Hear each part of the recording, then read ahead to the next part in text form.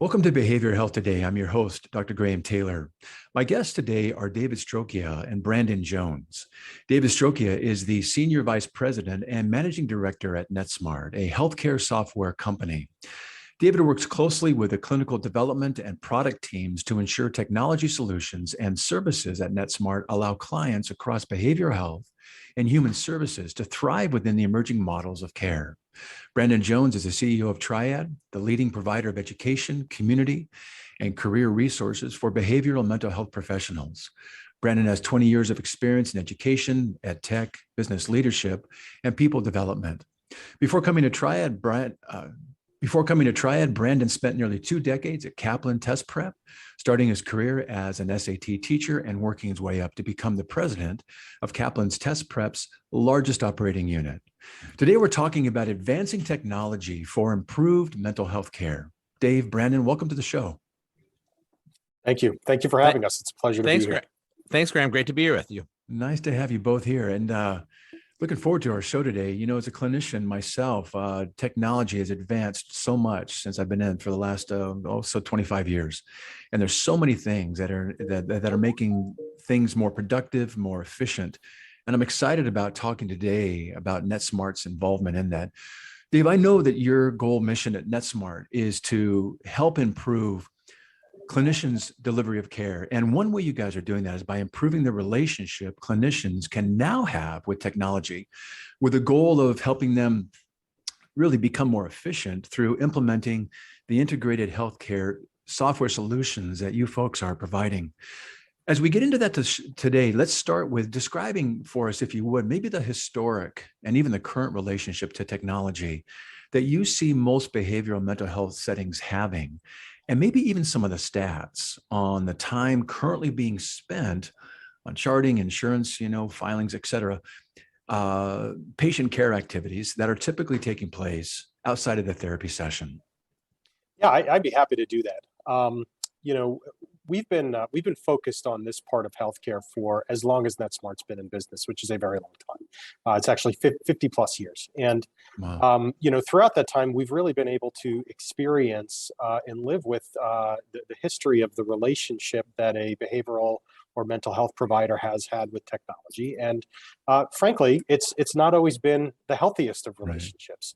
Right. I spend the majority of my day talking to behavioral health and mental health providers. And I think a lot of them would tell you that even up until today, technology has helped them to do a lot of things, right? It's helped with the portability of medical records, right? It's helped with continuity of care. It's certainly helped with things like reimbursement and meeting regulatory challenges. Right. But one of the things that we hear is that it doesn't necessarily make a behavioral health provider more efficient, and it doesn't necessarily make them happy.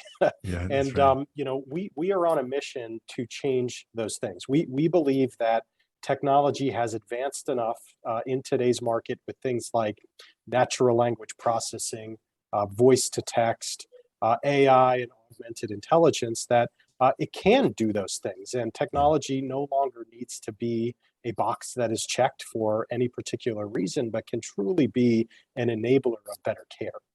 Some of the things that we hear, we actually worked with an organization called Open Minds to do a study of the way that behavioral health providers spend a lot of their time. And one of the most interesting or maybe even disturbing things that we learned is that the average behavioral health care provider spends 40% of their time on documentation. Yeah. And if you think about it, that's 2 days out of every work week that they're spending purely on notes and documentation and not doing the things that cause them to become a behavioral health provider in the first place. And that leads us to believe that I don't want to be overly bombastic here, but maybe documentation is broken and there's a way that we can think about it differently. I appreciate that piece. As a clinician, I've worked both in a medical center, is kind of where I grew up professionally, and also in private practice for the last 20, 25 years. And the most humbug part of our work is the very things you're talking about. Now, the technology is pretty cool. I was just out of state for a while. I was able to work on a part-time basis as I spent some of the holidays with family. So the portability of my work, the continuity of care that I was able to maintain was awesome.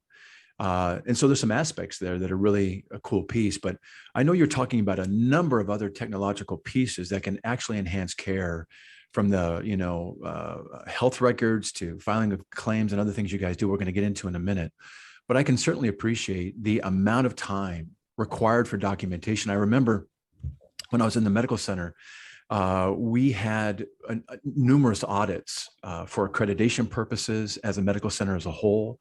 We were an APA accredited site as well, so we had lengthy requirements for lengthy notes for insurance billing purposes, for accreditation purposes, audit purposes.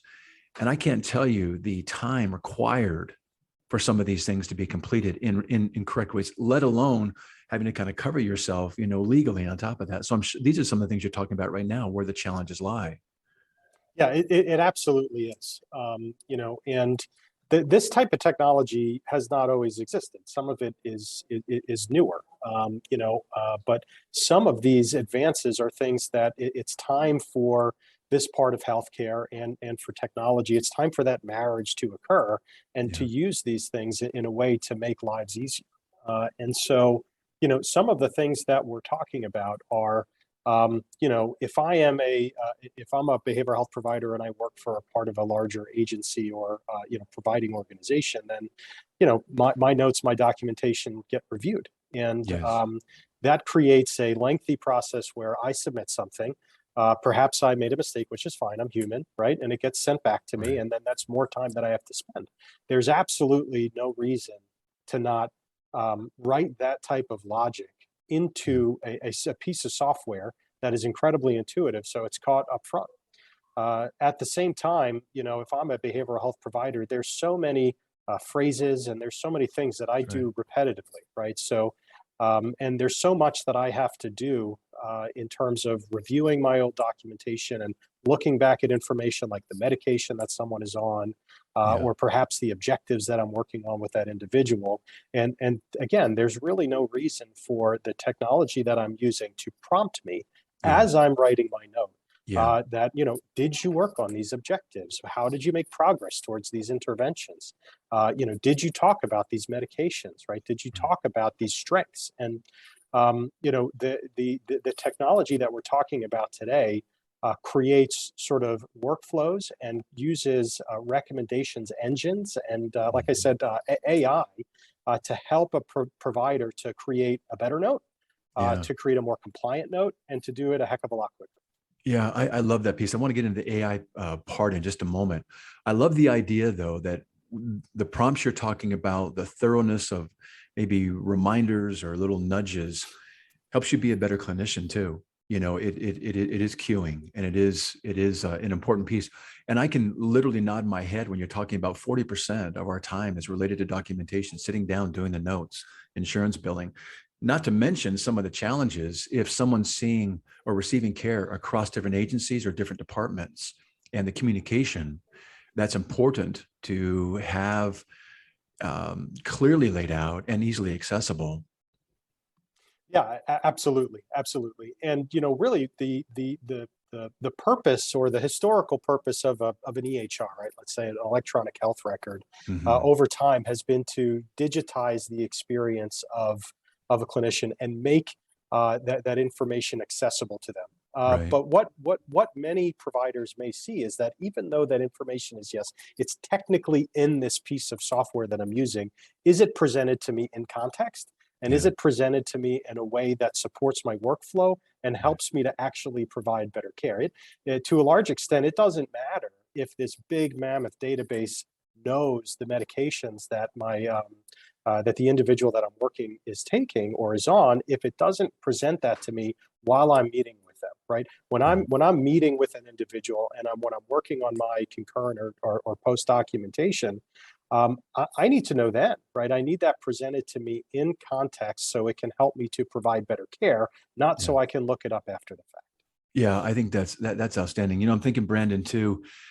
I want to get in here, Dave, in just a moment into what are you guys doing specific. I want to get into the weeds a wee bit here because I think these things are so helpful to folks, and I think it's going to be very eye-opening. And I think it's going to maybe ease. My hope is it's going to ease this transition from more and more to get involved in the technological side. But Brandon, I know that some of the partnerships we have, the folks that come and are part of our membership at Triad are looking for improving the ease of which they're able to practice as organizations, as clinicians.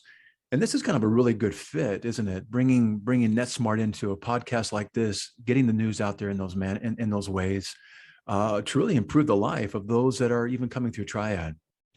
Yeah, absolutely. And we have at Triad, through Triad, the network that we provide, which is essentially the LinkedIn for behavioral mental health. Yeah, 65,000 people now active in the platform, 200,000 people in our addressable database. And so I, like Dave, spend a lot of time talking to direct practitioners. And not to get too corporate speak here, but our purpose, the reason that we exist as an organization, is to help people help people. Exactly. We are not direct providers of care, but we are helping people. We are enabling those who do. And so I think it is very core to our purpose, to our mission, in serving the behavioral mental health professional community, to connect people with organizations like Netsmart that are trying to leverage technology to improve the delivery of care for both sides. Yeah.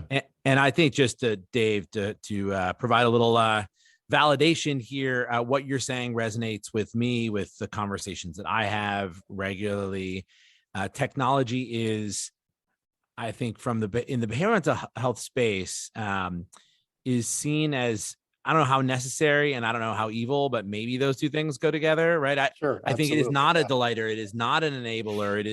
It has become something that is done in a perfunctory way because they need to record notes to be able to bill, or because something went wrong in how they recorded, used a code, and so they need to follow up on that. And the percentage of time spent in documentation is something we hear from folks all the time. And all of those things are relevant needs, right? You need to bill, right? You need to meet you need to meet regulatory requirements, right? You need to ensure continuity of care. And I think our point is that technology has existed to support those things for a long time now.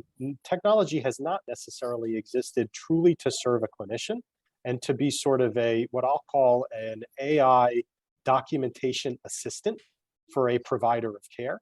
And I think the challenge that we're making with some of the things that we're working on is that the time for that to be the case is now. And if you are a behavioral health and a mental health provider, it's time to start thinking about these things. And if you are a member of a larger agency, it's time to challenge your agency to provide you these tools. The thing that we haven't talked about yet is the rising demand for behavioral health services across the country and frankly across the world, somewhat as a result of the ongoing pandemic and the sort of the lack of large provider pool to be able to provide the amount of services that are needed across the country. And if that is the case, then it's time to start demanding technology to make you more efficient, to reduce your burnout, and to help you to provide more care to those that desperately need it. I think that's a great point. The need for mental health services is just exploded, and it's only going to be going up. And that, what you're saying right there, in order to meet that need, we have to be doing some supportive services better. Otherwise, we're not going to be able to meet that need. If we're spending 40% of our time outside the therapy office, outside the therapy session, that's ridiculous. We can't do that kind of work. And I love, Brandon, what you're reintroducing here is, Triad's mission, the core of it is helping people help people. And that's really what you're talking about. The same thing here, Dave, is we're helping clinicians be more efficient and more productive so they can help people help people, help the clinicians, help the people that they want to be serving. So give us some examples of the myriad offerings that Netsmart is bringing to improve not just patient care, but simplifying administration. Sure. So Netsmart's like I said, Netsmart has been in this space for over 50 years, and certainly a lot has changed since then. Some of the things that we're doing include things like workforce management solutions to make people more efficient, or just get them to the right place at the right time. More consumer engagement tools to engage folks in their healthcare. But really, what I wanted to talk about today, and what I've been alluding to for most of the conversation, is a tool that's called Bells.ai. Would love to hear about that. And I'd love to tell you about it. So So Bells is the first and only behavioral health AI documentation assistant. It's smart, it's intuitive, it's seamless, and it's meant to do a couple of things. It's really meant to fix this problem statement that we put out there of documentation is broken. And so first, it helps a provider to capture the information that they need to where they are. So if you're out in the field, if you're at the library, if you're in a consumer's home, or even if you're in an office setting, we can do that. So if you're jotting down notes on your phone, we Yeah. can support that. If you don't have an internet connection, we can support that. If you want to take a photo of a medication or anything, we Yeah. can do that. If you want to use voice to text on your phone, we can do that, right? What your preference is to gather information as a provider, we Yeah. want to support that preference because we think that preference is important. Then on top of that, what we do is, so that's number one, is assist in that sort of information capture and do it in a really seamless and easy to use way. The second thing is to help with data accuracy, right? So how do we turn that information into an accurate piece of clinical documentation or a note? And it's simple things like, proofing grammar and spelling. Right. Tools like Grammarly have existed outside of healthcare for a long time. Why not have similar tools that are focused towards behavioral care? And so it does that, right? It proofs your grammar, it proofs your spelling, not just from an English language Right. standpoint, but from a clinical That's really good. vocabulary standpoint, Yeah. and then allows you to leverage information that's specific to you, right? That's So right. if you're providing, if you're doing like assertive community treatment, right? What are the pieces of language that are specific to that program? If you're doing, sort of some more traditional outpatient services, what are the language that is specific there? And then using things like fact checking against the Mhm. rest of the individual's chart, like their diagnosis, like their Right. treatment plan, like their medications, to make sure that everything is clinically relevant, right? So Really that's good. number two, is helping with that accuracy. And then finally is really where the AI kicks in, and that's the recommendation engine. So based on all of the information that we know about this individual, based on the services that they're receiving and the documentation that you're providing, embedding in clinical support, Yeah. so that if, for example, um, sorry, let me just step back Yeah. there for Go. a second. Yeah. Yeah, Go back over that I piece. lost my I lost my No, it's all good. You're talking. Yeah. No, it's all good. You're talking about kind of the recommendation engines, which I think is really significant. Yeah. So then the final part here is where the AI really kicks in, Yeah. and the recommendation engine. So Yeah. we're able to use contextual information about the individual, about the services that they're Yeah. receiving, about the programs that they're enrolled in, to really embed that clinical support to provide the ability to create a better note. And some really simple examples are, in some programs, it's not really appropriate to transport someone from one place to another, but it is fine to accompany them. So how do Yes. we make sure that we're providing that recommendation, right? Or how do we make sure that we're including must-have blocks of text, right? So Yes. things that really need to be a part of the note to provide that sort of seamless approach, and make sure that it's good from a quality perspective. And so that's really what we're talking about here. And it does a couple of things. Number one, by using all of these different sort of tips and tricks and helpful Yeah. things, it really cuts down on the amount of time it takes to create a Yeah. note. And then by building in this decision support and by using AI, it helps to make sure that it's a high quality note, and we can Yeah. really cut down on the amount of back and forth that is needed for something to be approved, and we can eliminate situations where, when the ominous audit comes around, and they start looking at documentation and finding that things aren't necessarily supportive of the service that was delivered. So all of this technology exists today, and is something that, at least in the organizations that we're working with, our providers are finding really helpful. And a lot like Brandon and Triad's mission of helping people help people, Yeah. that's exactly what we're trying to do here. Absolutely. This word smart keeps coming up. Good job putting that in the company's name here. This idea, the idea, this is so smart. You're talking about not just time reduction, but you're talking about safeguarding clinicians. You're talking about enhancing continuity of care, but you're also talking about enhancing the quality of care that a patient can be receiving. Because sometimes, when you're doing your note or you're thinking things, you got, 25 people this week, and you're kind of sometimes thinking narrowly, but when these things are cued or these options are presented to you, you get to think more, broadly. And I think get to provide, maybe other thoughts you hadn't think of, or haven't thought of before about what could be included in this care, or maybe what this patient might be needing. This is really, really a thorough program, isn't it?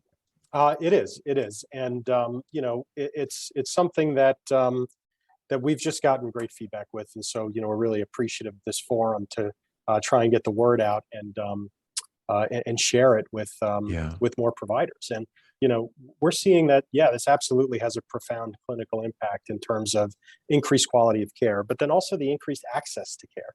Yes. Right. It helps providers to help increase staff capacity, even in a difficult hiring market, right? It helps improve ramp up time. There's a huge amount of turnover in this space. Yes. And so anything that we can do to help providers to get more productive more quickly, we want to do. And this helps with that. It also helps with improved morale. Provider burnout, especially in today's world, is a real thing. It's and, huge. While we can't necessarily always help our clients to do some of the things that makes the providers more happy, we can help them use technology to improve morale and reduce turnover. So there's real clinical impacts, but we're also seeing financial impacts, right? Increasing access to care, helps from a financial standpoint. Getting to an approved note improves cash flow.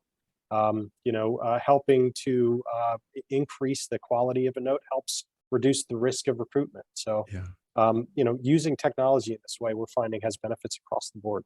I think those secondary and tertiary gains, sometimes we don't think, about as clearly. We just think, well, I want to be, more efficient, or I want to spend less time. But you watch the kind of the rippling effect of the things you're doing and the tools you have. In addition to the AI, I know you guys do benchmarking, where you're able to compare an organization's financial and operational and clinical performance metrics with your healthcare benchmark tools, or the care coordination, where you guys are able to help folks track services and the treatments for individuals across care settings, or your data analytics, where you're providing at a glance, metrics to clinical, financial, and operational decision markers, and virtual care, the workforce management that you mentioned earlier, and just, allowing for electronic, accurate, visit verifications. And you guys got some really keen technological responses to enhance this provision of care on a multi-layered basis.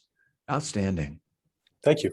Thank you very much. Yeah. It really is. I'm curious, we talked about what historically has, been taking place, and this idea that the relationship between technology and behavioral and human health services can be enhanced. As you're watching folks implement Netsmart services, what are some of the results you're seeing in terms of time spent, reimbursement, et cetera? What are you noticing there? Sure. So this tool that we've been talking about, Bells, we've seen a huge impact. So I'll just go, I'll let you know a couple of key metrics, but the first one is for those that have implemented this tool, they've seen a reduction in the average time from the session being completed to a note being finalized. We're seeing that reduced by an average of 56%, right? So cut more than in half, which is a huge benefit. We're seeing the faster reimbursement submission on an average of a day and a half, which for a behavioral health organization, which is often a nonprofit with really tight margins, can be huge. Yeah. Excuse me. Sorry. Yeah. Take your time. How about in terms of just the time taken to create a note? Absolutely. So this is the one that I think we're most proud of. We've seen an increase in the amount of time. A decrease in the amount of time that it takes just to create the average note by 67%. Yeah, phenomenal. Which is a huge amount of time. So if we can take that 40% of time spent on documentation and even cut it in half, it's huge. Yeah, that's significant. You got to be getting some people singing your praises here. What kind of feedback are you getting from folks that are implementing this, and what are you hearing from them specifically? Yeah, it's another sort of really key point. Just give me a sec here, if you don't mind. Yeah, take your time. I'm getting a dry throat. Give me that. That's all right. Just hack it up, and we'll be good to go.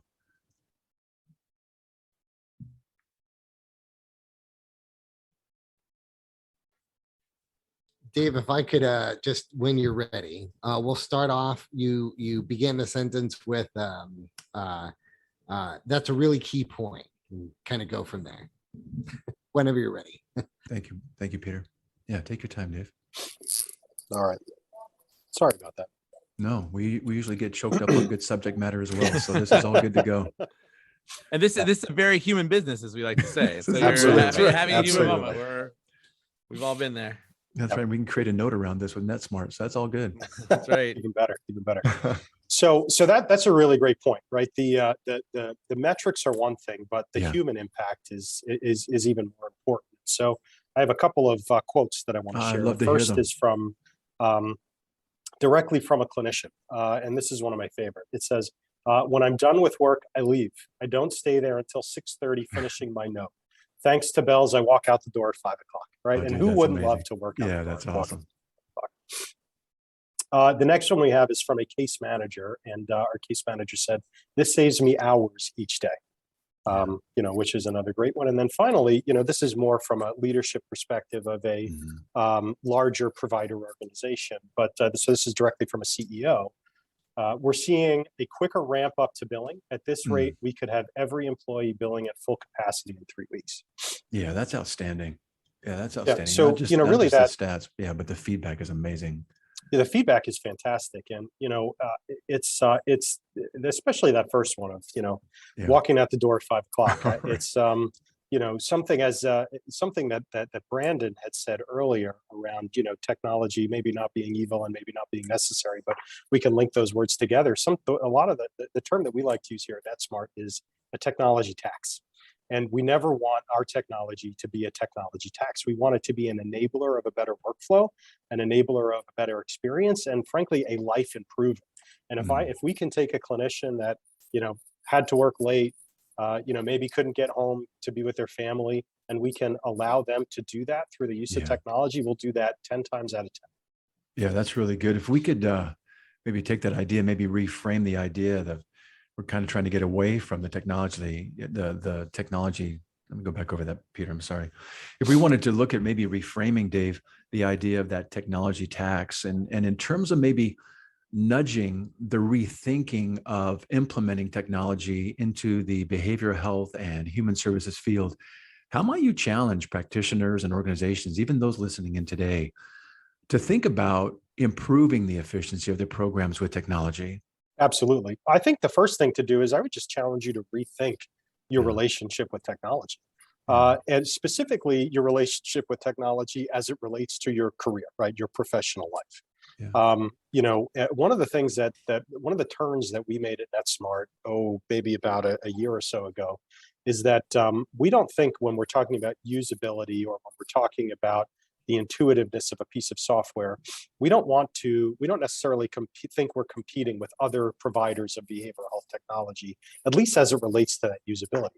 We're competing with the rest of the technology a provider uses in their life. So that means that if I'm creating a piece of technology to do a progress note, it doesn't have to be better than the other progress note tool, right? It doesn't have to be as intuitive as the other progress note tool. It has to be as intuitive as and easy to use as buying something on Amazon, because that's where that comparison comes from. And so, the first thing is just, I would challenge you to rethink your relationship with technology, and that it has advanced to the point where it doesn't have to be a confrontational relationship. Technology exists today to be able to support your workflow and to make your life better, just like how technology in our personal lives can sometimes make our lives better. So that would be number one. And then number two, if you're a member of a sort of larger provider organization, I would say go challenge that organization to think about the types of technology that can help you to do this. That's the majority of our clients, right? The majority of Netsmart clients are provider organizations, Medicaid providers. And, one thing that they all have in common is that their number one inhibitor to growth today is not the demand for more services, it's the availability of resources to deliver those services.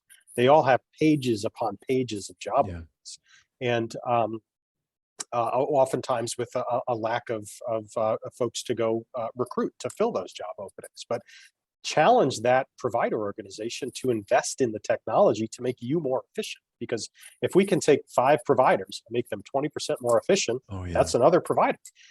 And, we can choose what to do with that capacity. We can give it back to providers to, provide to help prevent burnout and things like that, or we can use it to improve access to care.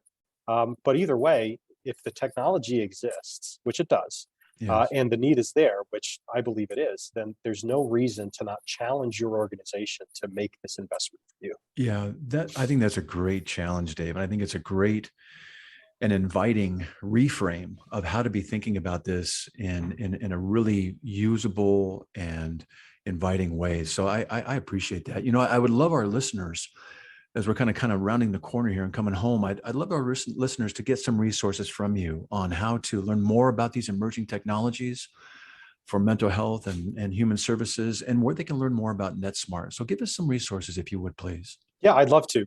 So you can visit us online. Our website is www.ntsd.com. If you want to learn more about Bells specifically, just go search for bells.ai. Okay. And that'll take you to a page specifically for Bells that provides a lot of great information.